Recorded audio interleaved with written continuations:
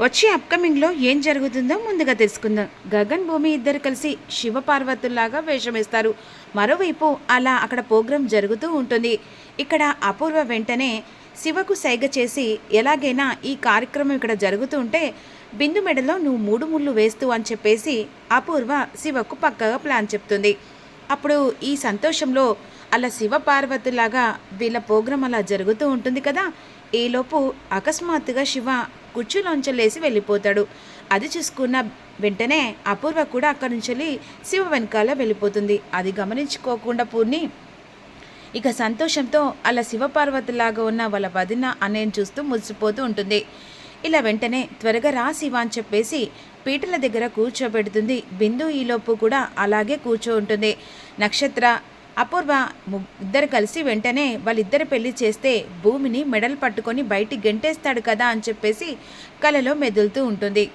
ఈలోపు వెంటనే ఇక్కడ ఇక తన తండ్రిని తన భర్తను పిలవలేదు, అవమానించాడని ఒక పంతంతో తన భర్తకు అవమానం జరిగిందని, శివునికి అవమానం జరిగిందని అప్పుడు సతీదేవి వెంటనే ఆ యజ్ఞంలో దూకి అక్కడికక్కడ తండ్రి దగ్గరనే మరణిస్తుంది. ఆ కథ రూపంతోని చెందింది. ఆ పర్ఫార్మెన్స్ మొత్తం గగన్ భూమి చాలా పర్ఫార్మెన్స్ చక్కగా ఇస్తారు. అలా వాళ్ళ కథ వెంటనే శివుడు అలా ఉగ్ర రూపంతో తన భార్య చనిపోయిందని ముల్లోకాలు ఏకమై భస్మమైనట్టుగా 3వ కన్ను ఎర్ర చేస్తాడు. అలా భరతనాట్యం చేస్తూ ఉంటాడు ఉగ్ర రూపంతో. ఎందుకంటే తన ఇష్టమైన సతీ చనిపోయిందని చెప్పేసి వెంటనే అక్కడ తన తండ్రి ఎలాగైనా చంపేయాలని కోపంతో రగిలిపోతుండగా ఇక్కడ అపూర్వ బిందు మెడలో 3 ముళ్ళు వేయించి ఏకంగా కాలిపోతున్న భూమిని శాశ్వతంగా గగన్ దూరం చేసుకునేలా చేయాలని ఈ విధంగా ప్లాన్ చేస్తుంది. వెంటనే పీటల మీద కూర్చుంటారు కదా, త్వరగా కానీ అక్కడ మొత్తం ప్రోగ్రాం అయ్యేసరికి నువ్వు బిందు మెడలో 3 ముళ్ళు వేయాలి అని చెప్పేసి అనుకుంటారు. ఈలోపు వెంటనే ఇక బిందు శివ ఇద్దరు కలిసి పీటల మీద కూర్చుంటారు కదా. అక్కడ కూర్చున్న తర్వాత వెంటనే శివ చేతికి తాళి ఇచ్చి 3 ముళ్ళు వేయని అనేసరికి శివ ఆలోచించకుండా బిందు మెడలో 3 ముళ్ళు వేస్తాడు. వెంటనే అక్కడ పెళ్లి జరిగిపోతుంది, ప్రోగ్రాం జరుగుతుంది. ఇక వాళ్ళిద్దరిని తీసుకెళ్ళి భూమి ముంగట నిలబెట్టేసరికి తన మెడలో 3 ముళ్ళు ఉంటాయి. ఆ 3 ముళ్ళను చూసి ఇక భూమి షాక్ అయిపోతుంది.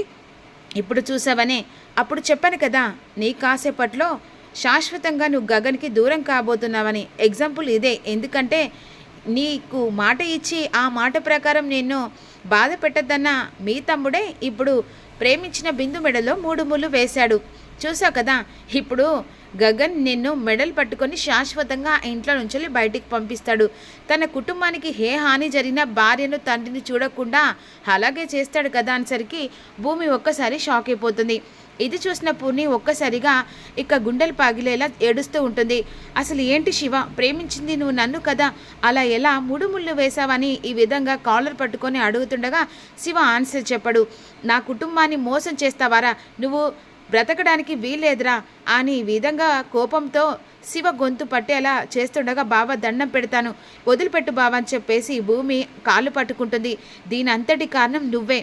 నీ తమ్ముడని చెప్పేసి నా చెల్లెలికి ఇస్తే బాగుంటుందని చెప్పేసి అనుకున్నాను. ఎందుకంటే వాడికి ఏం లేకున్నా నా ముంగట ఇద్దరు హ్యాపీగా ఉంటారు అనుకున్నాను. కానీ వీడు ఇలా నన్ను నమ్మించి మోసం చేసిందే కాకుండా నా పరువు తీశాడు. పెళ్లి కార్డు, పెళ్లి తంతు ప్రతి ఒక్కటి దగ్గరుండి చూసుకుంటావనుకున్నాను. కానీ నా కుటుంబాన్ని ఇలా బాధ పెడతావని అనుకోలేదు. నీలాంటి దానికి ఇంట్లో స్థానం లేదు. నువ్వు శాశ్వతంగా ఈ ఇంటికి నాకు దూరంగా ఉండాలని చెప్పేసి భూమితో అనేసరికి భూమి ఒక్కసారి గుండెలు పగిలేది చూస్తూ ఉంటుంది. అది కాదు బావా, నీ చెప్పేది విను, నీకు దండం పెడతాను బావా అని చెప్పేసి అన్న కూడా దండమా, అసలు నిన్ను చూస్తుంటే అసహ్యం ఇస్తుంది. వీడు పెద్ద మోసకాడు, అంతకంటే నువ్వు మోసదానివి. నా చెల్లిని బాధ పెట్టిన ఎవరైనా సరే నా కళ్ళ ముంగట ఉండడానికి వీలేదని చెప్పేసి వెంటనే ఇక భూమిని మెడల్ పట్టుకొని బయటికి గెంటేసిన తర్వాత జరుగుతుంది. ఇప్పుడు అలాగే జరుగుతుంది అని చెప్పేసి మురిసిపోతుంటుంది. మమ్మీ మమ్మీ ఏం జరిగింది, ఎందుకు అలా కలవరిస్తున్నావు, పట్టపగలే అంటుండగా, ఓ ఇది కలనా, కలలో కూడా ఆ భూమి సంతోషం అదే. ఆ సంతోషంలో దాని బాధ చూస్తుంటే ఎంత సంతోషంగా ఉంది శైల. అసలు ఏం జరిగింది తెలుసా, ఆ గగన్ గాడు వీళ్ళిద్దరు పెళ్లి చూశాడు. ఆ తర్వాత భూమిని చీకొట్టాడు. ఆ తర్వాత భూమిని మెడలు పట్టుకొని బయటికి గెంటేశాడు. అసలు కలలో ఇంత సంతోషంగా ఉంటే కాసేపట్లో జరగబోయేది ఇంకెంత ఆనందంగా ఉంటుంది. మమ్మీ, శివ అక్కడే ఉన్నాడు, త్వరగా తీసుకొని వెళ్దాం పదా. ఇక్కడ వీళ్ళ ప్రోగ్రాం అయ్యేసరికి పద పద అని చెప్పేసి శివకు సైగ చేస్తుంది. సైగ చేసి వెంటనే ఇక శివను రప్పిస్తుంది. శివ పీటల దగ్గరికి వెళ్తాడు. బిందు ఈలోపు పీటల మీద కూర్చుంటుంది. ఇక శివ త్వరగా అక్కడ ప్రోగ్రాం అయ్యేసరికి నువ్వు వెంటనే ఇక బిందు మెడలో తాళి కట్టేసేయి. ఎందుకంటే ప్రేమించిన అమ్మాయిని కదా, దూరం చేసుకోకూడదు. మీకు అంతలా వాళ్ళు మీకు సపోర్ట్ లేకపోతే మీ ఇద్దరిని నేను ఇక హనీమూన్కి ఎక్కడికొక్కడికి డబ్బు ఇచ్చి పంపిస్తాను. మీ అక్క గురించి ఆలోచించకు. నీ ఫ్యూచర్ ముఖ్యం, తర్వాత నీ బిందు ముఖ్యం అని అన్న తర్వాత వెంటనే తాళి పట్టుకుంటాడు. ఇప్పుడు బిందు మెడలో నేను 3 ముళ్ళు వేస్తే ఆ తర్వాత నువ్వు అనుకున్న ప్లాన్ సక్సెస్ అయిపోతుంది కదా అని చెప్పేసరికి అపూర్వ షాక్ అయిపోతుంది. ఏం మాట్లాడుతున్నావు శివ? మా అత్తయ్య ప్లాన్ ఏంటి? అవును బిందు, ఇప్పుడు నన్ను చాటుగా పిలిచి ఇలా తాళెందుకు కట్టిస్తుందో తెలుసా? మా అక్కను కాసేపట్లో మా బావ నీ మెడలో 3 ముళ్ళు వేస్తే అప్పుడు మా అక్కను అనుమానించి అవమానించి మెడలు పట్టుకొని బయటికి గెంటేస్తే ఆ సంతోషాన్ని మీ అత్తయ్య అనుభవించాలనుకుంటుంది కదా అండి. ఏంటి శివ, ఏం మాట్లాడుతున్నావు? మీ ఇద్దరు హ్యాపీగా ఉండాలనే కదా వాళ్ళెవరికి తెలియకుండా పెళ్లి చేస్తున్నాను. చేయడంలో తప్పు లేదండి, కానీ మా అక్క బావను విడగొట్టడానికి మీరు బిందు మెడలో 3 ముళ్ళు వేస్తున్నారు. ఒకప్పుడు నేను బిందును గురించి ఇంటికి వస్తే నన్ను ఏకంగా చంపడానికి మీరు ఆ రోజు ఏకంగా కరెంట్ షాకు పెట్టించారే, ఆ రోజు మరి పెళ్లి చేయాలని మాట ఇవ్వలేదు. ఆ రోజు మా బావ వచ్చి కాపాడుట్లా, అప్పుడు మీ అందరికీ సమాధానం చెప్పుట్లా నేను బయట సేవ్ పడ్డాను. మరి ఆ రోజు బిందును ప్రేమిస్తున్నావా? మరి తనకు ఇచ్చి పెళ్లి చేస్తానని మాట ఇవ్వలేదు. అంతేకాకుండా మీరు నన్ను కొట్టించారు, హింసించారు. అయినా కూడా మా అక్క సర్దుమద్ది చెప్పేది, ఈ కుటుంబం ఆ కుటుంబం మనకి ఏ సంబంధం లేదు, మన కుటుంబం అంటే బావ మనని దగ్గర తీసారా, ఈరోజు ఇలా ఉన్నామంటే ఈ కుటుంబం మేర మొక్కమని చెప్పేసి ఈ విధంగా మా అక్క అంది. అలాంటప్పుడు ఇప్పుడు నేను బిందు మెడలో ప్రేమించాను.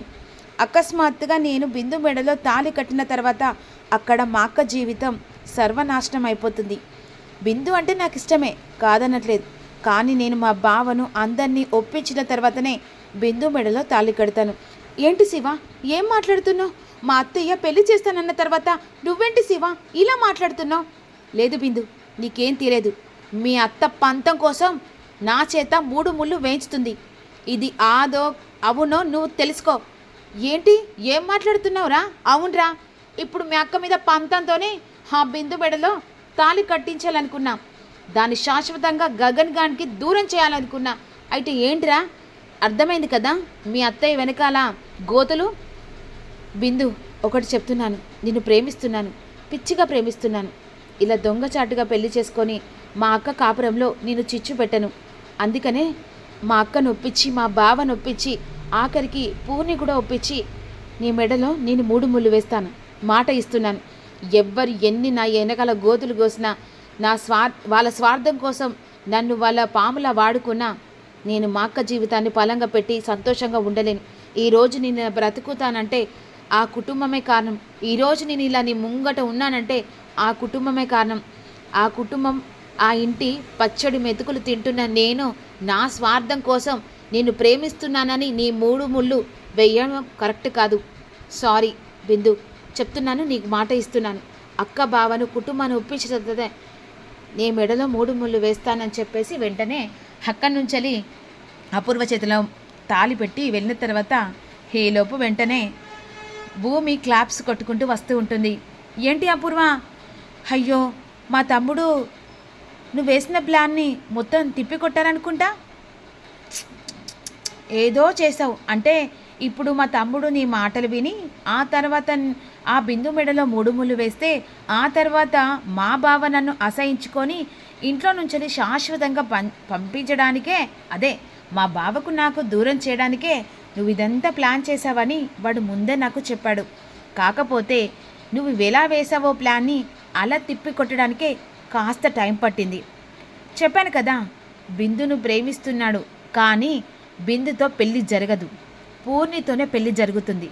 నువ్వు ఎన్ని కథలు చేసినా ఎన్ని ప్లాన్ చేసినా అది నా కాలి గోటితో సమాధం. అంతేనా? ఇంకేమన్నా సమాధానం చెప్పాలా? నా తమ్ముడిని ఎరవేసి కుటుంబాన్ని ముక్కలు చేయాలనుకున్నావు. నా తమ్ముడిని నీకు ఎరవేసి నీ వేసిన ప్లాన్ని కాళ్ళ కింద చిత్తులాగా చేశాను. ఇంకొక్కసారి నా కుటుంబం జోలికి వచ్చావనుకో, ఈసారి కత్తితో కాదు, నా చేతిలో ఉన్న త్రిశూలంతో నీ కడుపులో పొడిచి మా అమ్మ పక్కన అసలు మా అమ్మ పక్కన నీకేంటే స్థానం? మా అమ్మ కాళ్ళ కింద నీ గోరి కడతానే. ఏంటే నోరు లెగస్తుంది? పిన్ని అని చెప్పుకునడానికి సిగ్గుగా ఉందా? ఇలాంటి ప్లాన్ చేసి ఏం బాగుపడతావు? పోయేటప్పుడు ఏం మూట కట్టుకొని పోతావు అని భూమి అపూర్వకు క్లాస్ ఇచ్చి వెళ్ళిపోతుంది. కోపంతో ఉంటుంది.